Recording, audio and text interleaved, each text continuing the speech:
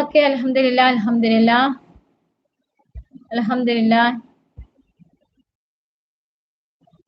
ഞാൻ ഇപ്പോ 9ാം ക്ലാസ്സിൽ.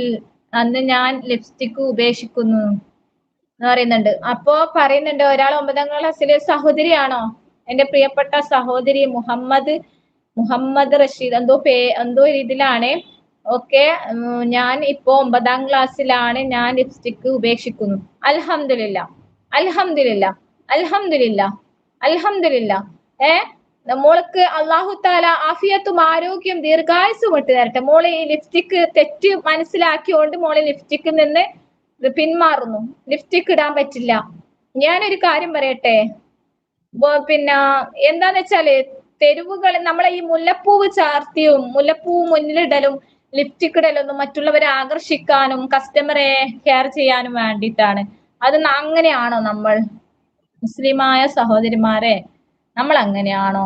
നമ്മൾ ഈ ലിപ്സ്റ്റിക്കും പൊട്ടിയൊക്കെ ഇട്ടിട്ട് മറ്റുള്ളവരെ ഇങ്ങനെ കൊണ്ടുവരാനാണോ? അത് പറയണം. അതുകൊണ്ട് എന്റെ പൊന്നുമോൾ അത് മനസ്സിലാക്കിയോണ്ട്